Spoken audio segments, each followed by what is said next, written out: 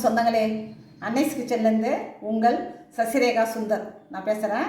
இன்றைக்கி பார்த்தீங்கன்னா ஒரு சுவையான ரொம்ப ரொம்ப சிம்பிளான ஒரு மோர் குழம்பு தான் வைக்க போகிறோம். இது முதியோர்களுக்கும் அல்சர் பேஷண்ட்டுக்கும் சாப்பிட்றதுக்கும் ரொம்ப நல்லாயிருக்கும். இது தேவையான பொருட்கள் என்னன்னு பார்த்துடலாம். 1/2 லிட்டரு பாலை வந்து நைட்டு புற ஊற்றி அதை மிக்சியில் அடித்து மோராக்கி வச்சுட்டேன். மஞ்சத்தூள், வேக வச்ச சவுச்சவ், இது ஒரு 1/2 சவுச்சவ், இது ஒரு பாதி தக்காளி பழம், தோரம்பருப்பு, பச்சரிசி 1 ஸ்பூனு, அது வந்து தண்ணியில் 1 ஹவருக்கு முன்னாடியே நான் ஊற வச்சுட்டேன். அது வடிகட்டி வச்சுருக்கேன். வெங்காயம், சீரகம், காஞ்ச மிளகா, இஞ்சி, கறிவேப்பிலை, காஞ்ச மிளகா, தாளிக்கிறதுக்கு கடுகு. நீங்கள் என்ன பண்ணுறீங்கன்னா, இதை செய்யும்போது இந்த காஞ்ச மிளகா பார்த்தீங்கன்னா நல்லா கிள்ளிட்டு உள்ளே இருக்க விதையெல்லாம் கம்ப்ளீட்டாக எடுத்துடும். அப்போ தான் வயிற்றில் புண்ணு இருக்கவங்களுக்கு இது எந்த எஃபெக்ட்டும் பண்ணாது. இப்போ எப்படி செய்யலாம்னு பார்க்கலாம். இந்த வெங்காயத்தை, இந்த சீரகம், இஞ்சி, இந்த காஞ்ச மிளகா எல்லாத்தையும் நம்ம எண்ணெயில் வதக்கி எடுத்துகிட்டு வந்து தோரம்பருப்பு இந்த அரிசியோடு சேர்த்து பேஸ்ட் பண்ணிக்கலாம். அடுப்பை வச்சுட்டோம். அடுப்பில் பாதத்தை வச்சாச்சு. கொஞ்சமாக எண்ணெய் ஊற்றி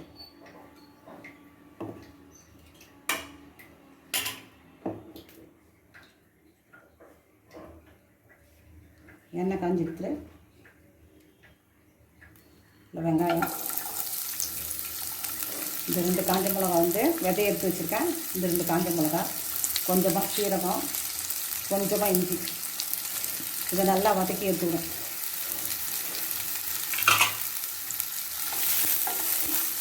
பச்சை மிளகா போட்டு தான் எல்லாமே மோர் குழம்பு செய்வாங்க. ஆனால் இது முதியோர்களுக்கும் வயிற்றில் புண்ணு அல்சர் இருக்கவங்களுக்கும் செய்கிற மோர் குழம்பு இது. ஏன்னா மோர் குழம்புனால எல்லாருக்கும் ரொம்ப பிடிக்கும், விரும்பி சாப்பிடுவாங்க. நம்மளால் சாப்பிட முடியலன்னு எவ்வளோ பேர் வருத்தப்படுவாங்க. அந்த மாதிரி இருக்கிறவங்களுக்கு செய்கிற மோர் குழம்பு.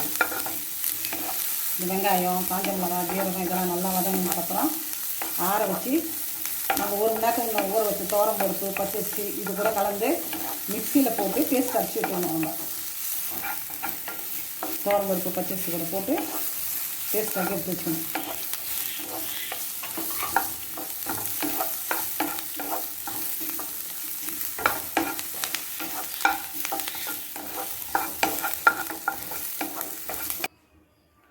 அடுப்பத்தை வச்சாச்சு. பாத்திரத்தை வச்சுட்டோம். நம்ம அந்த தோரம்பருப்பு, பச்சரிசி, அதுக்கப்புறம் வெங்காயம், காஞ்ச மிளகா இதெல்லாம் வச்சு அரைச்ச பேஸ்ட் இது ரெடி ஆகிடுது. இப்போ ஒரு தாளிப்பு போட்டுக்கலாம்.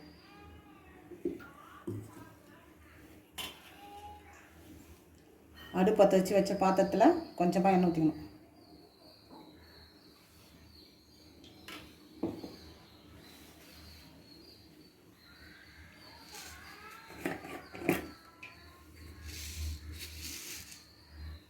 இதில் கடுகு வச்சு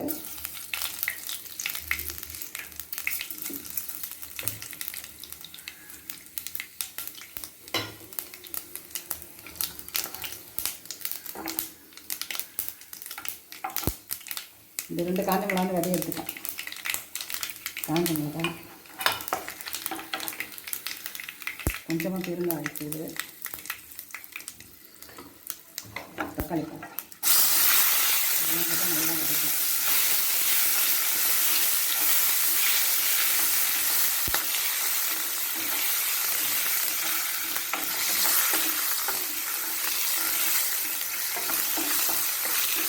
தக்காளி கொஞ்சம் வேறு வரைக்கும் கொஞ்சம் நேரம் வதக்கணும்.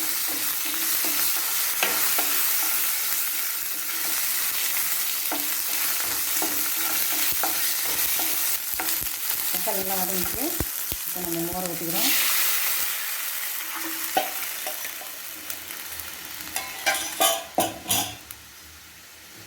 இதில் கொஞ்சமாக மஞ்சத்தூள் போட்டுக்கிறோம்.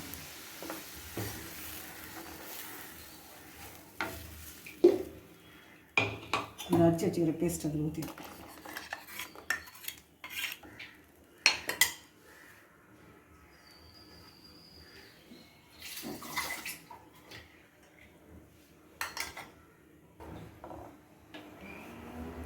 தேவையான அளவுக்கு உப்பு போட்டுருவோம்.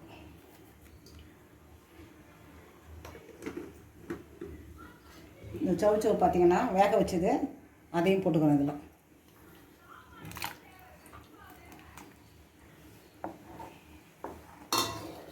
வெள்ளை பூசணிக்காய், சவுச்சவு, நம்ம எல்லாமே போடலாம். வெண்டைக்காய் எல்லாமே சேர்த்து கூட மோர் குழம்பு வைக்கலாம். வடை செஞ்சே இதில் போட்டு மோர் குழம்பு வைக்கலாம். மோர் குழம்புல எது வேணால் போடலாம்.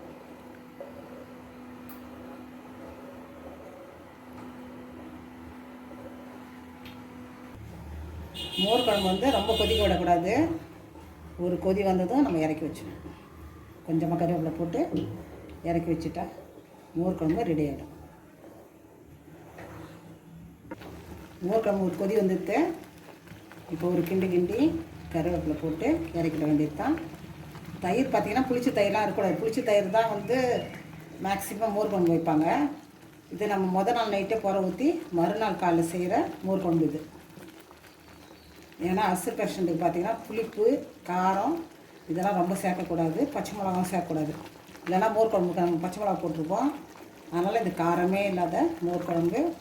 அதனால் முதியோர்களும் சரி, அல்சர் பேஷண்ட்டும் சரி, இது அடிக்கடி செஞ்சு சாப்பிட்டா ரொம்ப ஆரோக்கியமாக இருக்கும், சுவையாகவும் இருக்கும்.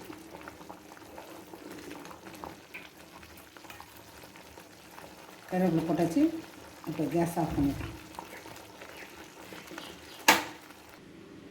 இந்த மோர் குழம்பு பார்த்திங்கனாக்கா 5 நிமிஷத்தில் ரெடி ஆகிடும். இது ஒரு ஈஸியான டிஷ்ஷாகும். அதனால் நீங்கள் அடிக்கடி செஞ்சு பாருங்கள். பெரியவர்களும் சரி, பேஷண்ட்டு அல்சர் பேஷண்ட்டும் சரி செஞ்சு சாப்பிட்டு எனக்கு கமெண்ட்ஸில் சொல்லுங்கள். லைக் பண்ணுங்கள், ஷேர் பண்ணுங்கள், கமெண்ட் பண்ணுங்கள். என்னோடய அன்னைஸ் கிச்சனுக்கு சப்ஸ்கிரைப் பண்ணுங்கள். தேங்க்யூ.